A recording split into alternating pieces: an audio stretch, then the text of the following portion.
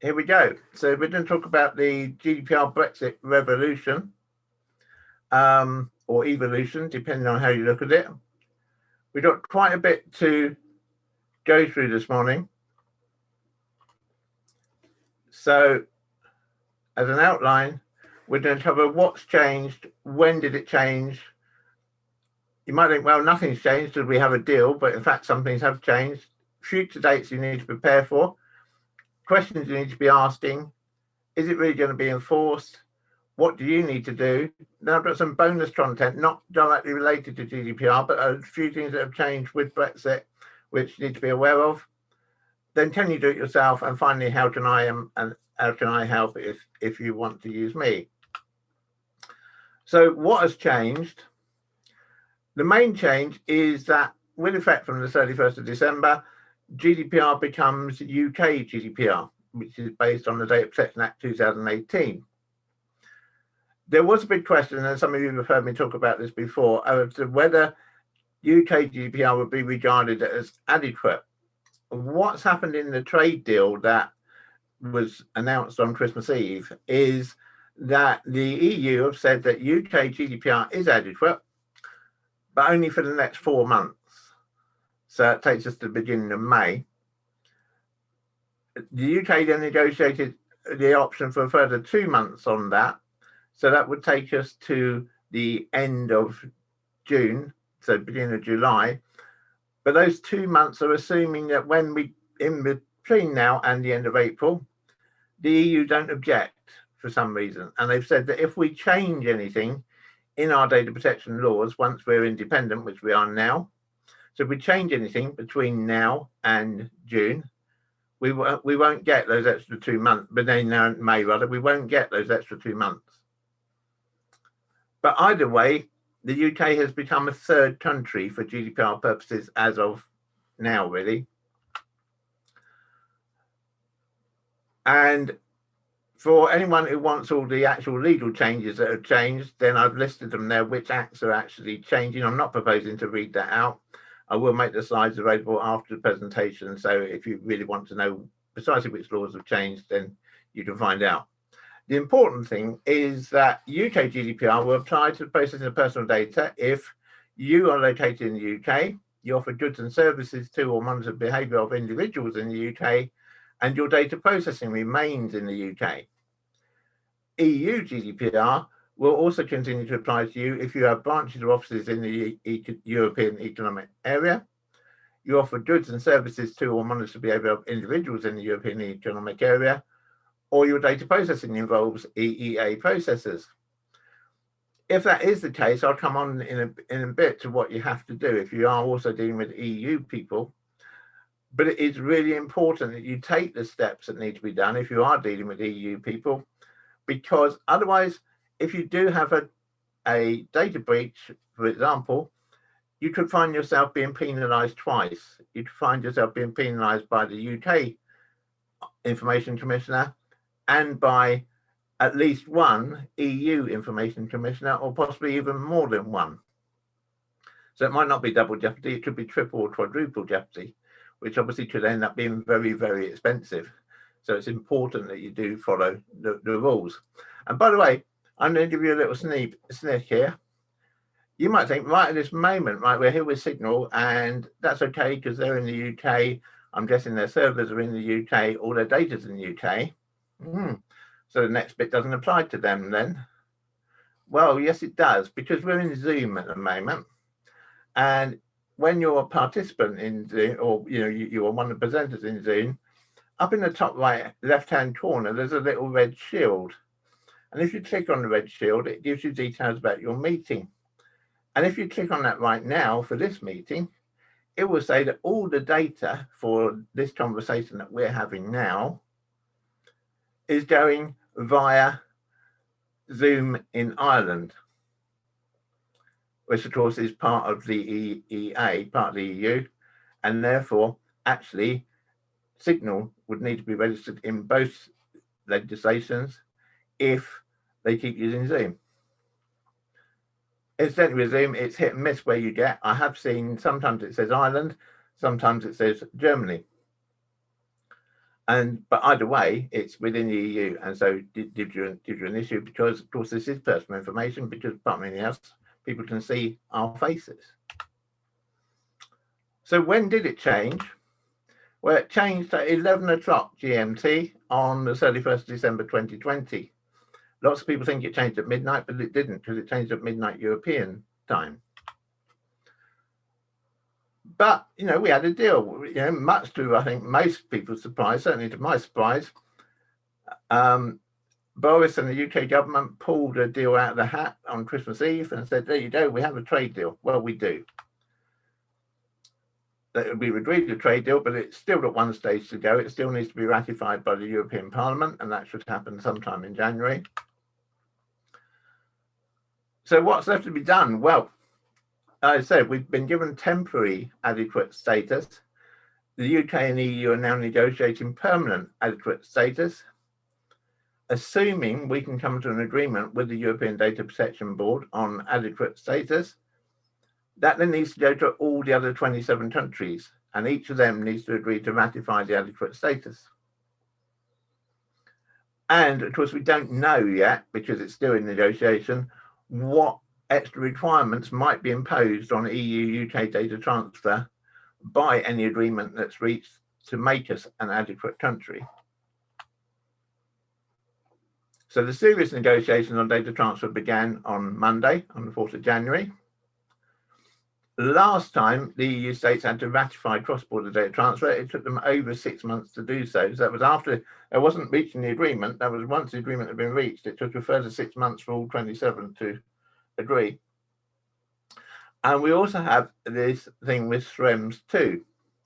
For those of you who don't know, Schrems 2 was a court case which was heard earlier in the European Court earlier this year, where the European Court ruled that the EU-US data transfer mechanism, what was called the Data Privacy Shield, was not adequate. And that same lack of adequacy that was developed under Schrems 2 looks like it could apply to UK law too, because the difference between EU GDPR, where we were, and UK GDPR, where we are now, is that UK GDPR allows the government to snoop on the data that we are storing and transferring. Very much like US law does, which is what brought Schrems 2 into being in the first place. But that ability for the government to look at what data we're holding and storing falls totally foul of EU GDPR, and is going to be the major, I think, major block on whether we are given adequate status in the next 6 months or not. So the dates that you currently need to be aware of, very much so, are the 30th of April, so that's when our temporary adequacy really expires, and the 30th of June, when it definitely expires. And in that time, hopefully, we achieve adequacy. But if we don't, the EDPB have made it as certain as I can be that there will be no further extension after the 30th of June. So if we've not agreed by then, we will just not be adequate. So when you're looking at your own data, excuse me, when you're looking at your own data, the key questions you need to ask are establishing if you have any clients, employees, or suppliers within the EU. Establish if any of your data is stored in the EU, and if you've got any sort of online or cloud system, that probably means going to whoever provides that system, whether that's Google or Apple or whoever, Amazon, and saying, where are you storing my data? If you have any processing that's happening to your data, then is any of that processing happening in the EU? And is any of the data that you process originally coming from the EU? Quite major questions, and I can't really cover them in depth in this sort of 40 minutes that I've got, but happy to take questions on that later. So then, is it really going to be enforced? You know, because lots of people say, well, you know, GDPR, when it first came in, we had all this thing, and really it was just another millennium bug, wasn't it? Because people didn't get fined or whatever. So is it really going to be enforced this time? Well, two things to say on that. One is that the ICO is now much more into enforcement than it was. When we were back in June 2018, the ICO took a line that it was much better to educate than prosecute. That's now changed. They're now saying, well, everyone's had 2 years to get used to GDPR, so hey, there's no excuse now. You can't say, I didn't know, because it's there. It's been in being. Everyone should be aware. And the second is that the European Data Protection Board have very much said it's going to be enforced. And they've issued a draft tariff schedule, which gives a penalty level of guidance of around £10,000 for non-compliance. So that's quite a hefty penalty. Now that penalty would go up if you're a big company, but for companies of most of the size who are here today, the £10,000 is the figure to worry about. And I would guess for most of us, I know certainly for my company, a £10,000 penalty would be very much something to worry about. So what do you need to do? Well, say you need to establish if you have any clients, employees or suppliers within the EU. You need to establish if your data is stored in the EU. You need to establish if your data is processed in the EU. And the most important thing that you need to do sort of as soon as you possibly can is update your privacy policy to reflect UK GDPR, because my guess is that if I check people's privacy policies who are in on this meeting this morning, probably all of you don't yet reflect UK GDPR. And that'd be no great surprise, because hey, hands up, neither does mine right at this moment, because I need to get the updated version of mine onto our website too. It's not a panic. It hasn't got to be done by midnight, but it will need to be done soon. And I think everybody should be aiming to update their privacy policy by the end of January at the latest. And if you can do it sooner than that, then even better. If you have EU data or processing, then what you need to do gets a bit more complicated, because you need to establish an EU place of business or find an EU agent who will act on your behalf. And incidentally, if you don't go the agent route, if you go the place of business route, the EDPB will be carrying out random checks. So don't take the option of just having a hole in the wall in an address in Brussels somewhere and saying, hey, that's my EU place of business, because you'll get caught out. So you do, in that case, need to register with an EU agent. That agent needs to register you with a EU Data Protection Authority or Information Commissioner. You then need to conduct a data privacy impact assessment, because you now need to say, okay, if we're now in the UK and our data's in the EU, are there any additional risks which have come about because that's now happened, which weren't there prior to 11 o'clock on the 31st of December 2020? You also need to ensure that if you've got any data processors within the EU or even data controllers in the EU, that you ensure that any contracts with those EU entities includes the required legal clauses which have now been laid down by the European Data Protection Board. And then on an ongoing basis, you need to establish whether your data handling procedures are in line with EU standards, because what is going to happen without a doubt, now that we are separate, is that even if we say at the 31st of December that apart from the issue of government surveillance, UK GDPR and EU GDPR were equivalent, as time goes on, legislation either side, and it might not be primary legislation, it might be secondary legislation, but legislation is going to change. And so the two are going to get out of step. But if you're dealing with both, you've got to make sure that your way you're handling data is compliant with both. And that could get tricky. And you know, no one knows at the moment how tricky that could get. I think a worry in all of this at the moment, it has to be said, is because of the situation we find ourselves in, the UK government in particular, although European governments are doing the same, are covering a lot of changes with statutory instruments, or whatever the European equivalent is, rather than actual acts of parliament. And the problem with a statutory instrument, and if any of you have watched proceedings in the House of Commons lately, you might have seen this.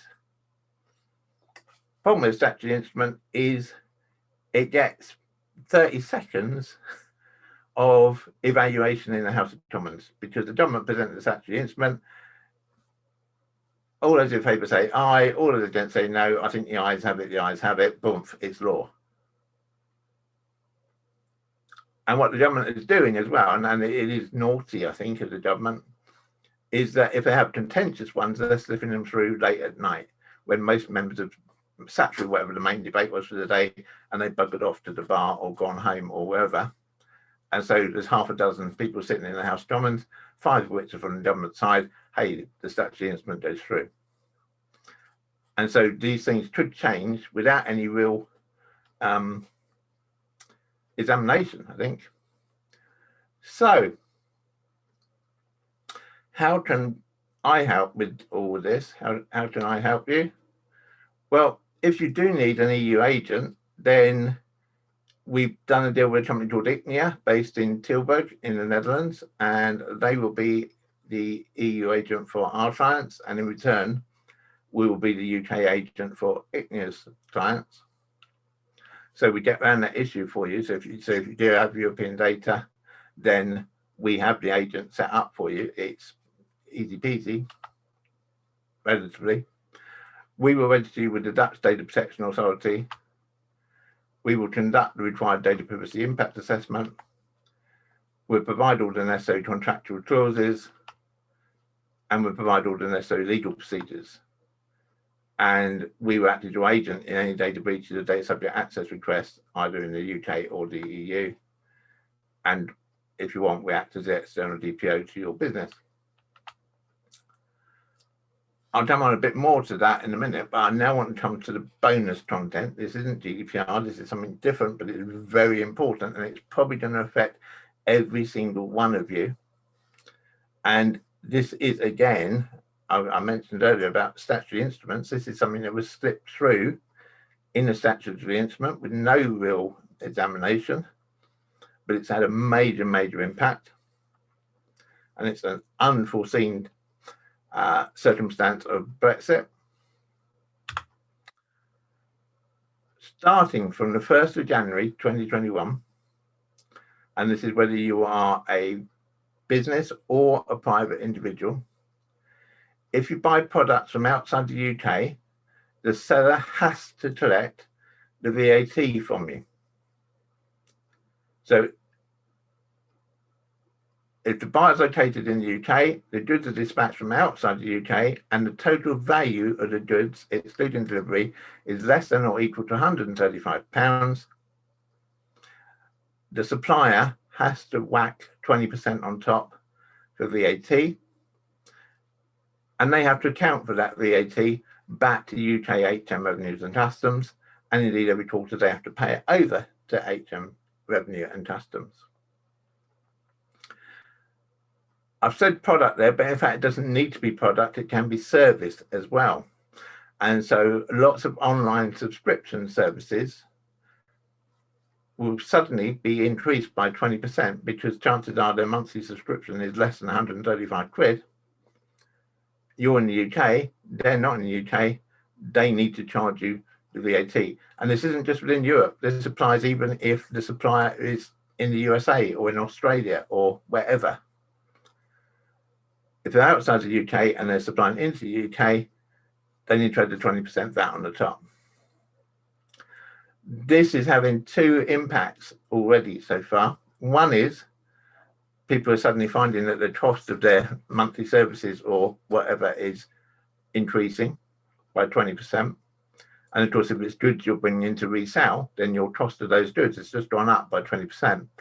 Now, if you're registered for VAT, that's not a big problem, because you offset that VAT against the VAT that you're charging. effectively you get the VAT back. But if you're not registered by VAT, that's just impacted your business supply cost by 20%, unless everything you buy is over £135. So that's a big impact. The second impact, though, and this is probably the bigger one, is there are now companies, particularly within the EU, but I've also seen it from a US company, who are waking up to this and realizing they're going to have to collect this VAT and they're going to have to pay it over to the UK government. And they're saying that's too much hassle. We don't want to do that. That is a lot of extra paperwork that we have to do. For what?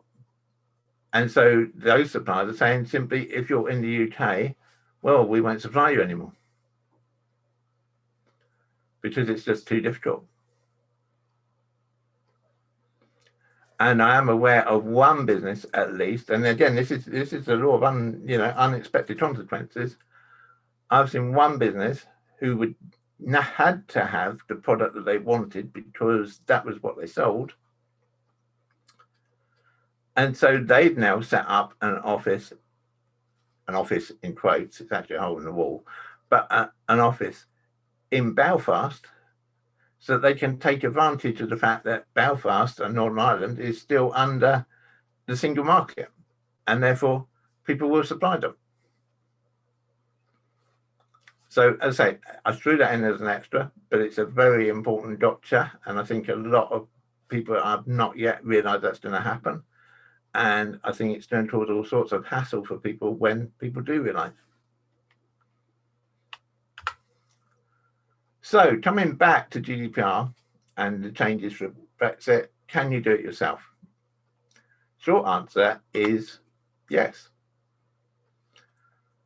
Slightly longer answer is yes, but be prepared to spend hours of your time on it and risk getting it wrong.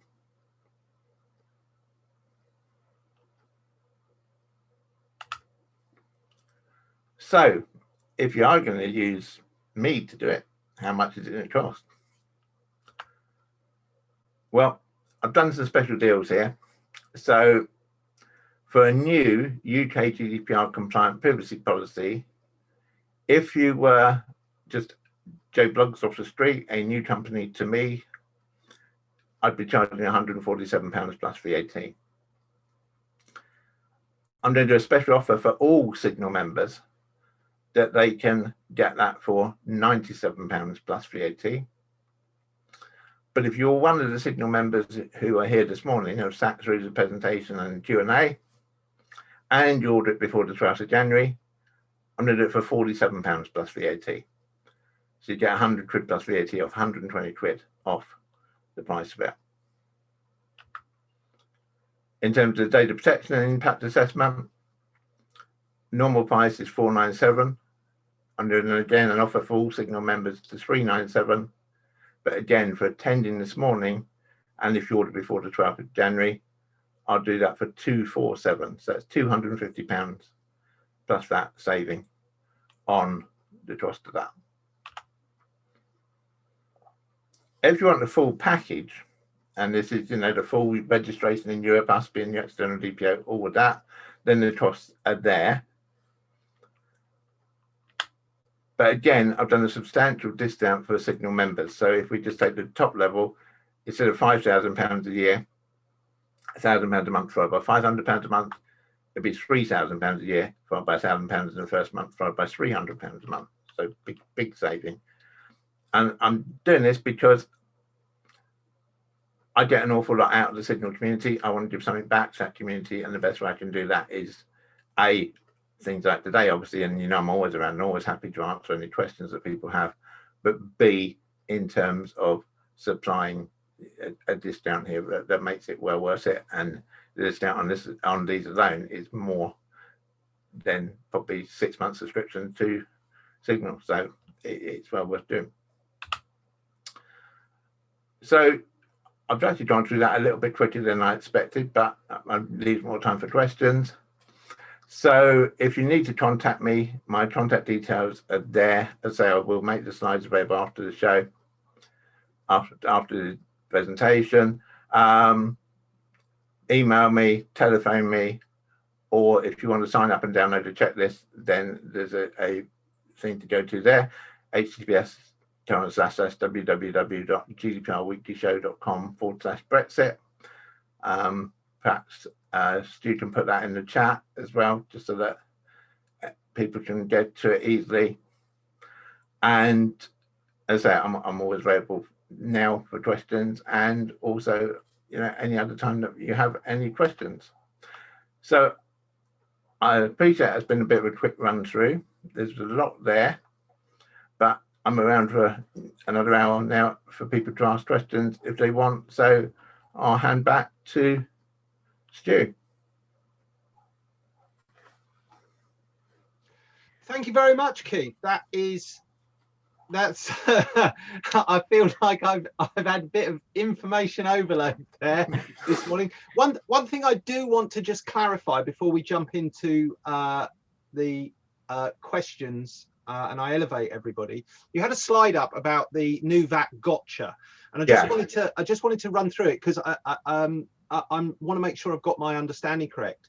So if the seller is outside of the UK, yeah, and the buyer is inside the UK, yeah, and the seller dispatches the goods from outside of the UK, yeah, and the package is less than 135 or equal to, yeah, there is VAT added to it. What happens if the package is more than 135? There's no VAT added. So, sorry, I want to make sure I've got this correct in my head. They're only charging the VAT on orders under £135. Yeah. The reason for it is because they wanted to capture VAT on lots of sales through eBay. Right. And lots of things on eBay are less than £135. And because the actual supply is often from outside the UK for things bought on eBay, obviously not for private sellers, but for business sellers, then they said they have to charge the VAT on top. And the same true for Amazon, by the way, as well. What just as an aside and as a thought experiment, what if they charged you £300 for something that was worth £100 and then gave you a £200 refund after the goods had been shipped and you'd received them? I don't know is the honest answer to that, Steve. I think there's a few questions that and a few loopholes that are going to get exploited. Can I just ask just on that same point then, Keith? So something like, because you said services as well. Yeah. So what about something like Netflix? Where does that come from? Is that going to increase by 20%? Yeah. In fact, if Netflix have put up their subscription by £2 a month. Oh, have they? So then I would imagine Amazon Prime is going to be the same. Audible, all those things are all going to increase by 20%. Yeah. Wow. Okay. Which of course is potentially a lot of revenue to the government. Yeah. But it's also going to cause a lot of surprises because I know, as I say, of at least one person who bought something through eBay who bid £100 and thought £100 was what they were going to have to pay, and then found, of course, they had to pay £120. Wow. Yeah. Goodness. Which is, you know, nasty, really, I think. And as I say, it got slipped through by the government in a statutory instrument, and no real examination of it at all, which I think is why, as Stu says, there are loopholes which people will pick up on. Yeah. I mean, but if you just think, just taking Netflix and Amazon Prime subscriptions and Audible, I suppose, alone, which I know a lot of people have, I certainly have all three of those. It's not a huge impact to meet 20, you know, but for the revenue for the government base, absolutely, it's incredible. Wow. Yeah. Okay. Right, let's get everybody in. I'm sure everybody's itching to get in. I'm sure their fingers are poised. Come on, I've got something to say. Okay, so you will get a little notification saying that you're being promoted to a panelist. Please accept that. Your camera will come on, your audio will come on, and we'll be able to see and hear you. So if you're not camera ready, there you are. Morning. Lovely to see faces. Hi. Morning. Hi everyone. don't feel slighted if you're not the first person that I pick. It kind of goes randomly through. Hopefully that's everybody now who's had their invite. Oh, look at that. Hello, everyone. Lovely to see you. Wonderful. Oh, it's so nice to see everybody. I love this part when we bring everybody in and we actually get to see everybody's faces. It is. It's lovely. So lovely to see you all, and thank you all for coming. Can I say something quickly? Yes, Sheila, please. Yeah, I'm going to go silent and black because I've got to feed the husband. He's got up. Okay. All right. I'm with you, though. I am listening. Oh, good. Okay. Well, lovely to see you, Sheila. I'll be back.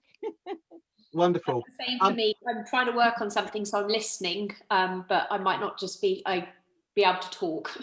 Okay. Okay, but lovely to see you. Good. I've got a question when you're ready. Yes. Just a quick reminder to people: the sessions are recorded, and these Q&A part of the session will be part of it. So if you have something particularly sensitive about your business, maybe take it to Keith afterwards and have that question. So I just want to reinforce that. But Graham, go for it. Well, so Keith, the VAT thing applies to purchasing products or services from Europe. Yeah. Does the same thing now apply in reverse? So if you're selling your service, No. yeah, from the UK into It's Europe. something solely slapped on by the UK government. Okay, but I suppose yeah, but for most services it would be more than £135 in any case. Yeah. Yeah. Wow. Oh. Yeah, I know. Okay. Brain melting stuff. Your brain starts to think about, but what if? But what if? But it's incredible, as you said, though, Keith, it's really incredible how this sort of just slipped through. I mean, it was just like, I don't know if anybody else in the room was aware of this before today. Hmm. Well, I'll put hands up and say I was only made aware of it because one of my clients said, hey, we subscribe to the XYZ service. I can't remember which one it was now. Yeah. Why are they suddenly charging us 20% more? Wow. And then I did a bit of digging and found this statutory instrument, which is sort of, I did wonder why my Sky had gone up. That's probably why. Ah, yes. Yeah. Gosh.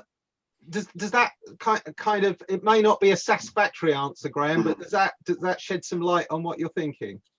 Yeah, no, the reason I was asking, and I don't know if it's related, so quite a lot of my prior work was for the European Commission, and it happened that was exempt from VAT. right. Yeah. But if they did apply VAT on their side, you lose your 20% of the top of anything you've done.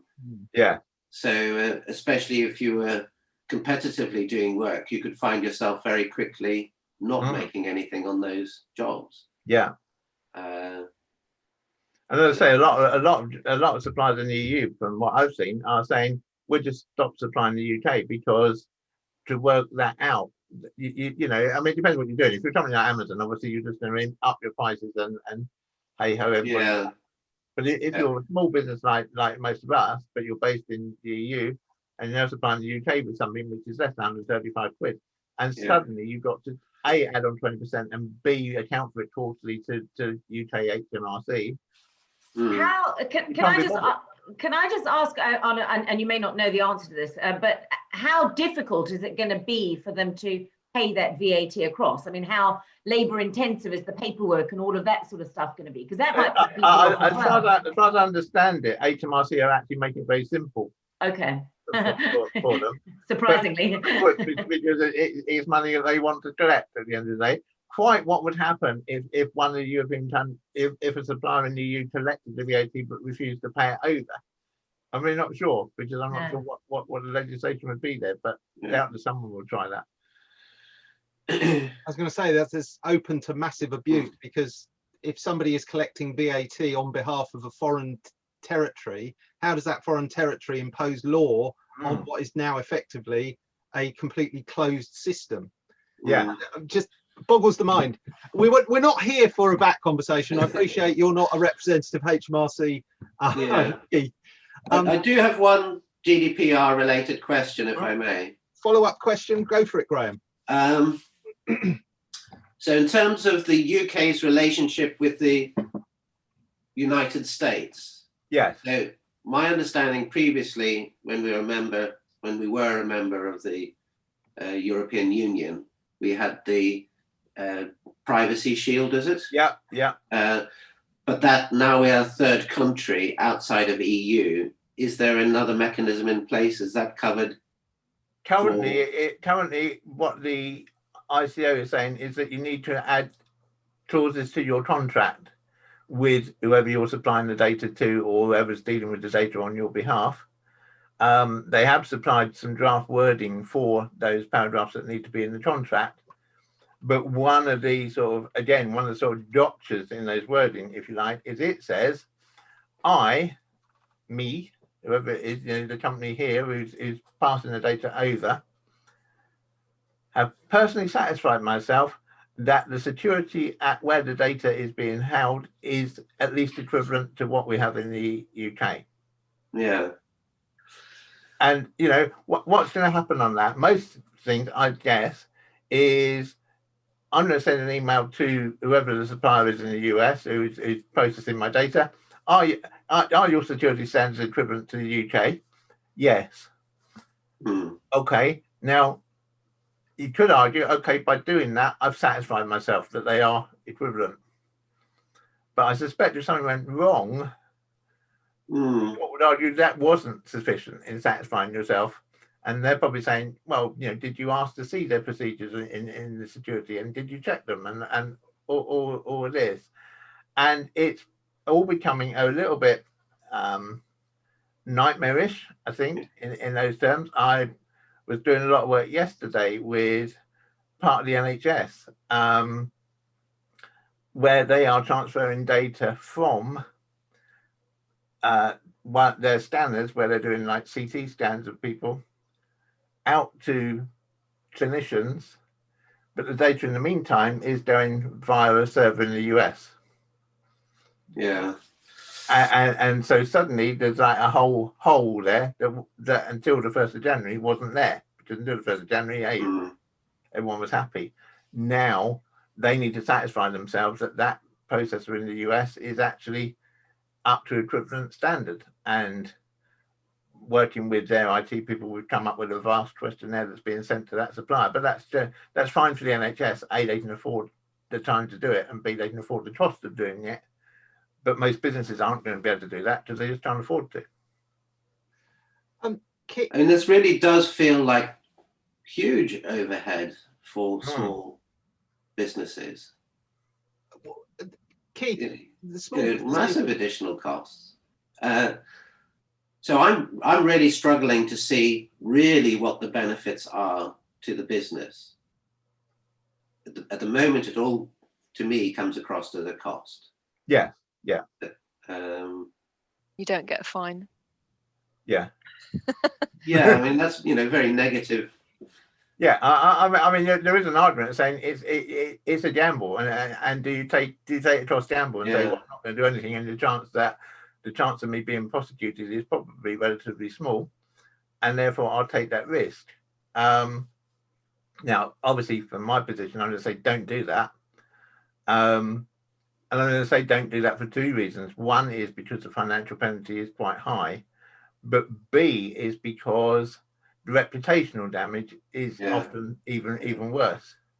You do not want to be in the situation where, particularly if you're in a situation where you're having to answer tenders, for example, where the tender says, have you ever had any penalties for data processing? Oh, yes, well, I have. Well, that's not going to help you win that tender.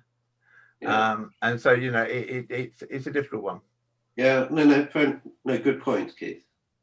Lisa. Yeah, it sounds to me like I was a bit worried when you mentioned Zoom, and they're, like the NHS, it seems that even if you think you don't deal with anyone, you probably do. Yeah. So is your advice then to have an EU agent as a catch-all? Is that what you're saying? In most cases, yeah. I mean, it is on a case-by-case basis. It's very hard to give a general answer to that. I mean, I would say to most people using Zoom, is using Zoom enough reason to need an EU agent? In reality, probably not, because I suspect what will happen is Zoom and the UK ICO will come to an agreement simply because now the number of people using Zoom. Yeah. But you know, if you've got other situations where you're transferring data to and from the EU, then yes. And that's part of why I think if it's worth doing anything, and this isn't me I'm trying very hard in this not to do a selling pitch, but you know, there are things there, is having the data privacy impact assessment, because then we're looking at where your data goes. And based on that, I would be able to give you a balanced judgment on whether you really should go the whole hog and have a European agent, or whether actually it was so minimal it wasn't worth the effort. Or you might want to change who you use to supply a particular service, because you can get around it that way. That then means you're not moving your data out to the EU. Do you have any literature available that I could present to, because obviously deal with lots of companies, my clients, for example, who would be interested in this, and obviously if I can get them to come through you, but I don't want to just go and say, hey, do you know what? Sure. It's got, I want it to look professional, and the reasons why they should think about it at least. The answer is right at this moment, no, but I am actually currently putting something together, because I'm actually putting I want a book that's professional. And so in the next week or so, I will have that available, and so I'll get that over to you. Please, thank you. And then obviously, if I get any business, it'll come your way. And brilliant, yeah. Sarah. Hello, good. Happy New Year, Keith. Thanks, Sarah. Nice to see you. I have a question about the situation with candidates now presenting their right to work documents, which is going to be more complicated as it is at the moment. We're looking at all the tier systems and so on, but particularly those who, whether do have a right to work, no problem at all, but they are now European candidates coming into the UK. What's the impact around GDPR of collecting their information? Do you know if that's sort of been... Then you would need a European agent. Because... So if somebody's coming to work here for a company and applied for a job, and they have a right to work in this country, and they show their right to work to a UK company for a job, are you saying that they have to have a European agent because they're accepting documents, right to work documents from somebody from a European citizen? Yes. Technically, yes. Again, that's got really serious implications. Where do I go and find out about this? Because that is really quite serious implications on that. I think probably best so if we take that offline and we have a further discussion on that. Okay. Looks like we're in for a coffee and a lunch chat, doesn't it, Keith?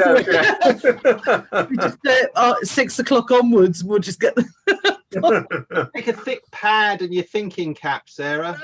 Surely we could do it faster than they took to get this deal. That's for sure. Let's sort it out.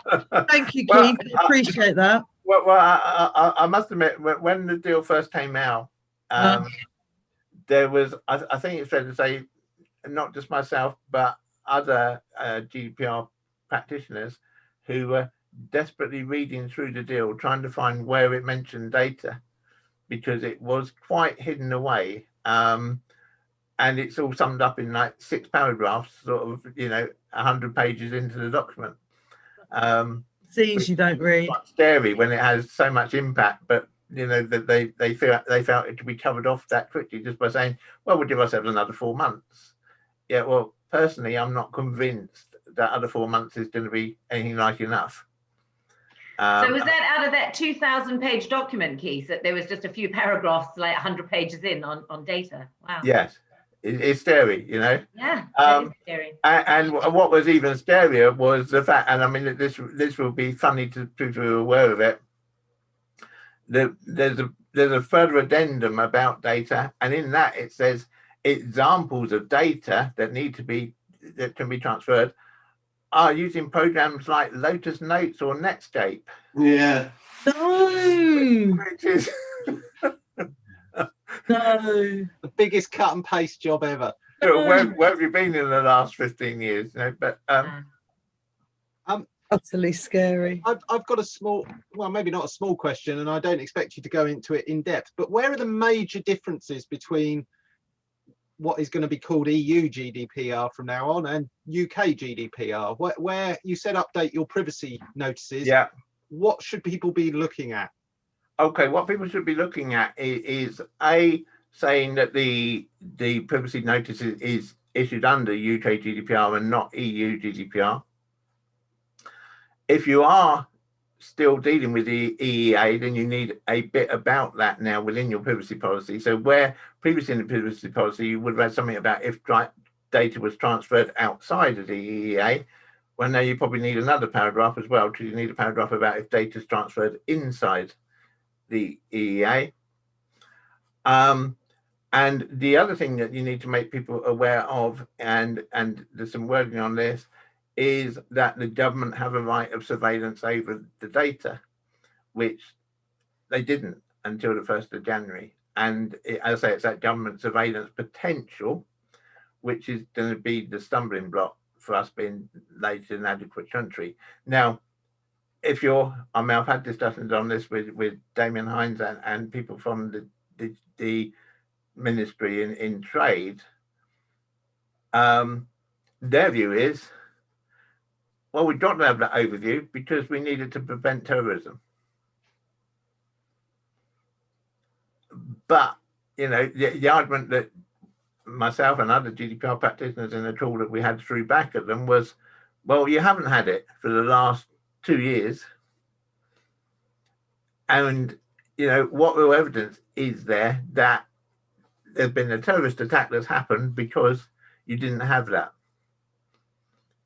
And they have other rights, other things they can invoke if they have a suspicion, which they well, use. Absolutely, yeah. It's almost like saying if you've got nothing to hide, it won't matter. Yeah. Well, that's right. I mean, bizarre.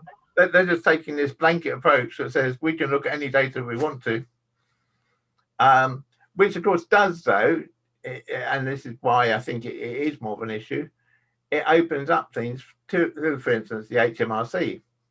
To say, you know, well, we can just look at that data that you stored on the cloud. We don't need your permission to do it. We can just do it.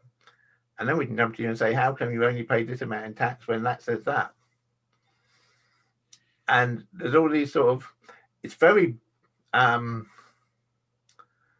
say very big brotherish and quite scary in a way that they just want carte blanche to access any data that they feel that they need to have a look at. But that's only data stored within the UK, though, is it? Yeah. I guess it's transfer of data as well. They could interrupt the stream of data and into it. And I say this is what caused the problem with the US. This is where the privacy shield fell down, because the US authorities can intercept that data as it's being transferred from the EU to or the UK to the US. Now, what's now been established as a way around that is that you encrypt the data in the UK, you send it encrypted to the USA, you never, the key to unencrypt that data never leaves the UK. So you don't send the key in an email or whatever. You might tell somebody over the phone what that key is, but the key in terms of electronic data always remains in the UK. And therefore, the US authorities, in theory, at least, can't unencrypt that data. And so that's got a way around the privacy shield. That's been put to both the US authorities and the EDPB at the moment, and we're waiting for EDPB to make a judgment on it.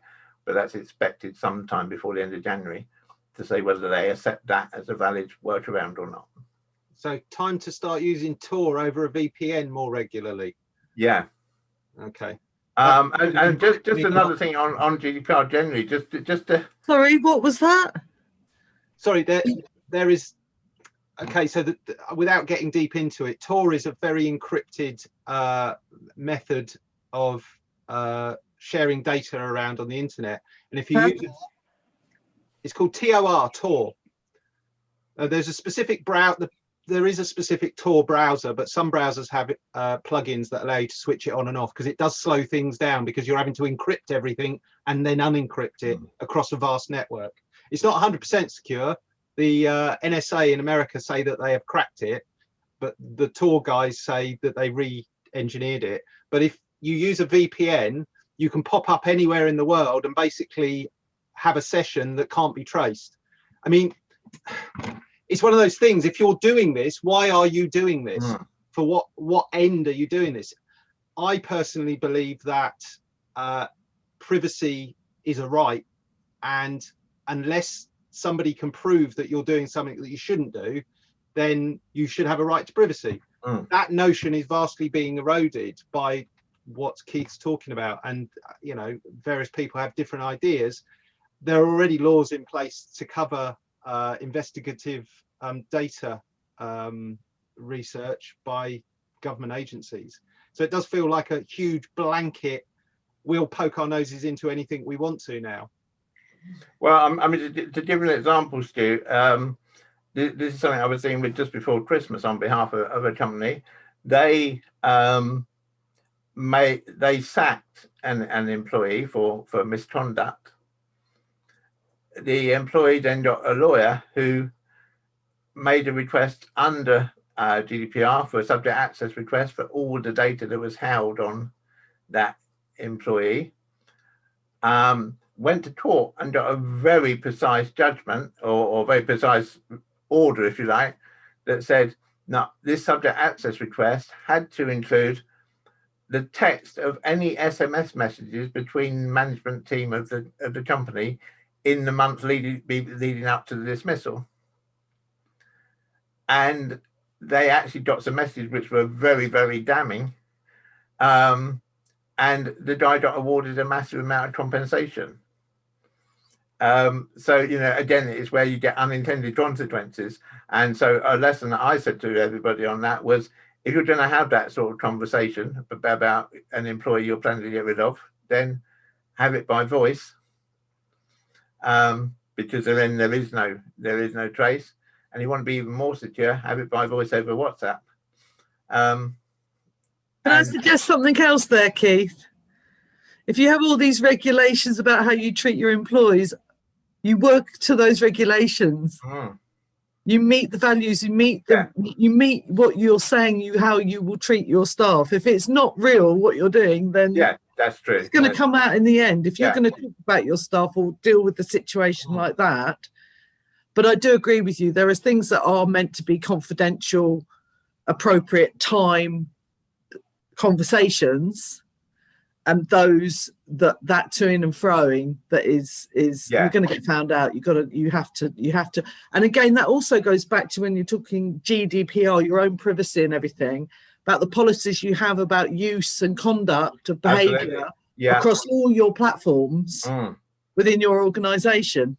Yeah, I mean, what this guy was able to prove by the SMS messages was that, you know, it had actually been a plot planned over a period of time to get rid of him. Constructive dismissal, you're saying? Yeah. That's really fascinating. HR's good. Where's an HR person? They're gonna love that. Yeah. Just one point on the WhatsApp thing, Keith. Their data and privacy notice is changing in February to allow Facebook to have further insight into personal data, and they believe that it might even merge with Messenger and adverts will be used. So WhatsApp is one to keep an eye on from a data and privacy point of view. I mean, I mean, there's an ongoing issue at the moment as well, where there's a rumor going around that Apple is going to prevent Facebook showing ads in Facebook when Facebook's on an iPhone or an iPad or whatever it is. All these firms having wonderful battles amongst themselves. But it is an ever-changing picture, and it's one of those ones where you cannot set and forget this stuff. It should be on your horizon to periodically review, at the very least, the ICO's latest guidance on certain activity, because especially in a period of flux like we have at the moment, they've kicked the can 4 months down the road. Who says they won't kick it another 4 months and another 4 months?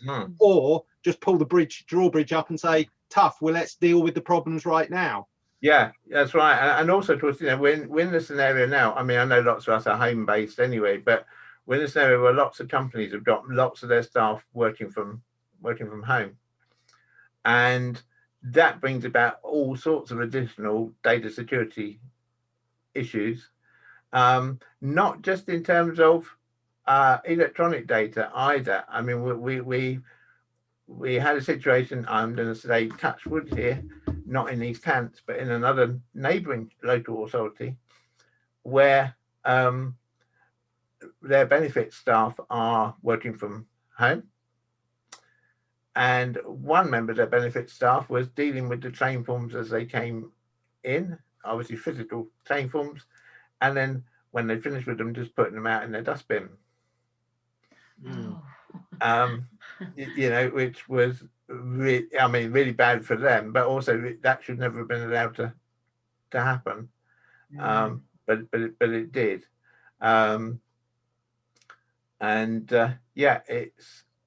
It's a real problem, and I mean it's going to be around for a while, because my personal best guess is I think we're going to be under this lockdown till the end of March at least. And also I think that the way that big companies are working now, they may keep a lot of their staff working from home and reducing their overheads on their big, so that will have to be looked at in big companies. I think that's very true. I mean, a lot of companies now are saying, well, do we need this great big office in London or wherever? Exactly. Because what are we actually doing with it?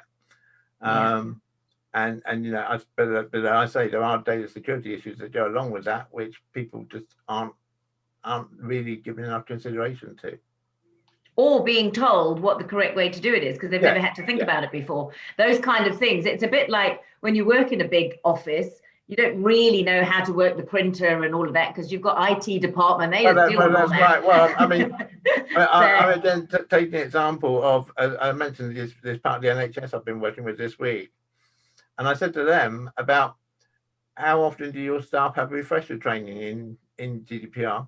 Yeah. Well, every year was the initial thing, but then of course no one has since March 2020, because everyone's been working at home. And also the implications of them working from home, I'm sure their training will be different, because you have to act differently when you're not working, because you just put it in the confidential waste, don't you, in the center of the building, and that just gets dealt with. So there will be changes. I mean, I can say from East Hants perspective, we actually again, that's just within these walls, because I wouldn't want it to get out, but in East Hants perspective, we actually have a courier that goes round to people's houses to collect paperwork that they want to be confidentially destroyed. Just say, at this point as business people, sorry, Sarah. At this point as business people, if we've got a business, do we know anybody who makes shredding machines? Or can we just buy shares or something in a company that makes shredding machines? Because I think there's going to be a lot of that going on over the next. Or more importantly, set up a company that collects confidential waste. That you go around and you That's collect. Hard though. That is harder than you think. That business. I used to manage a business that did it, and it is. It's very challenging, and there's lots of certificates and things that you have to have. But there remains ways and means. Yeah. But it does raise an interesting point that if you are using paper-based records, keeping records of when you destroyed these things and how you destroyed them and where they were disposed of, all fall within the remit of running your business, even if it's that you just keep a log of the date and times that you shredded this stuff. Absolutely. And how it was disposed of, i.e. in with your recycling. Get a cross-cut shredder and just keep a record of the stuff, because you never know when somebody knocks on your door and says, we've got a record that you're running a business from here. How are you handling your paper waste? Because I do know that, and Keith is probably privy to this, with more and more people working from home, the cost of landfill going up, councils are going to be ever more interested in business waste getting mixed with your domestic waste, and they kind of turn a blind eye to it, a little bit like they turn a blind eye to nappies going in the waste. You shouldn't put your nappies in the waste. It's illegal to dispose of human waste in the waste bin outside your house. But most councils just take the view that it's so widespread, they pick on new parents, how's the optics on that going to look? But as more and more people have to run their businesses from home and will continue to run their businesses from home, I'm sure it's not past the bounds of possibility that eventually there will be some kind of form that the councils will raise. And I don't want to give Keith loads of ideas, but there will be some kind of how much waste do you produce and where does it get disposed of? And I'm a big proponent of the recycling and reusing and renewing before you go and buy new stuff. But there are just times in business where stuff wears out and you have to get rid of it, like your printer. Well, actually, you should get an destruction notice from somebody who deals with that kind of waste and keep that on record, so that if the HMRC come and say, when did you get rid of it? You can show them that, you know, it was disposed of correctly and that you've taken the right approach to claim for it and all the rest of it. So I think record keeping should be an inherent part of any business, including sort of destruction of waste. I think I can just add something. I work quite closely with the barristers' chambers, and traditionally barristers' chambers have a brief, and the brief can be files and files and lever arch files, and that's how they've always traditionally worked. However, since the pandemic, that has changed completely, and it's all now just electronic files. And it's taken a big switch for, you know, barristers that have been doing this for 30, 40 years, just doing all that, you know, used to having piles of paperwork everywhere, having to work in a really different way. But it's interesting how it's sort of changed the way, you know, the chambers looks now, because chambers, you know, chambers would normally have pigeonholes full of files and files everywhere, whereas now it's like nothing, it's all on the computers. So it's just a different way that people are using paper now, and obviously, you know, there's none of that sort of paper waste happening. So just different ways, different insights into different businesses. Has anybody else got any specific questions that they would like to raise with Keith, or anybody else in the group? Anybody else got anything to add or ask that relates to them? I have sent a private message to Keith because I said to him, I'm very different from everybody else here because I'm a member of a network marketing business. So I'm running my own business under the umbrella of Forever. So it is very, very different. But all I can say is thank heavens we got Keith with us, because I am so confused. Thank you, Keith. Don't go anywhere. Just want to ask a few questions and get like people to just raise their hand just as a sense check. How many people are going to be updating their privacy notice after this meeting? Yeah. And how many people feel that the law will impact their business at some level? Yeah, I think so. Yeah. Yeah. Keith, fascinating talk, and a topic which I'm sure will rumble on through the rest of the year as the various wrinkles get ironed out and people find out how these various things impact them. You've made a very kind offer. Thank you for that. We will have a look at that ourselves. If anybody's got any final comments, I feel that. Can I just ask? I know Lisa mentioned it, and Keith, you have said that you're sort of creating a booklet. I think that would be you know, really useful if you could do that and create so that we can pass it on, because I know a lot of us do consultancy for other people, and it would just be a really useful thing as opposed to saying quite ignorantly, oh, there's lots of changes and there's lots of things that you should be doing. It just gives that a little bit of chutzpah behind, you know, behind that, you know. Yeah, no problem. Yeah, that would be really good. So yeah, if you could share that maybe in the group or send a link to it or something in the BiZHUB group, that would be really, really helpful. We'll do. Great. Fantastic. Well, thank you for sharing your insights and your expertise, Keith. There's a lot of reading that you've probably done over the last few weeks whilst we've all been swilling around in the holiday mode. Well, I must say it was really quite funny, Stu. As I say, about the data within that massive £2,000 page agreement. There's 3 or 4 other practitioners who I work with quite closely, and we agreed to take 500 pages each to sort of go through, and all of a sudden one of the others shouted, I found it! Fantastic. Well, it's really appreciated, and thank you so much for sharing, Keith. No problem at all. Even on the smallest, if it doesn't affect your business direct, if you've got a small business, it doesn't really affect everything. Even the small insights into, the VAT thing that you told us about. I mean, it's just really helpful to be have knowledge and understanding of what's going on. So thank you. Well, the other thing there as well, Lou, it was worth saying, is for those of us who are registered for VAT, do remember that that extra £2 on your Zoom subscription, for example, you can claim back now. Yeah. Because it's output VAT. Yeah. Yeah. That's really important to know. Thank you. Excellent. Right. So we've got Emma coming up next week, and she's going to be talking about all things Brexit and business orientated. So I'm sure there'll be a few more insights like those that Keith has shared with us. And I know that she's been working hard on that presentation. So I look forward to seeing that, because I do know that there are some huge and sweeping changes that we all should be aware of. Lou, any final words, any final comments? Yeah, just thank you. It was lovely to see you all. I've missed you all, to be honest. Yeah, I really missed seeing all your faces over the break. It was quite nice to have a break, but I was chomping at the bit to get back. So it's really good to see you all. And thank you for all coming today. Remember to book onto the masterminds. They do fill up quickly, so make sure you book onto either the morning or the afternoon session if you haven't done so already. But yeah, look forward to seeing you next week. I hope you all have a healthy and prosperous 2021, and look forward to working alongside you over this coming year. If you've got any questions about GDPR, I'm sure Keith can answer them. Send them through to him. What was your email again, Keith?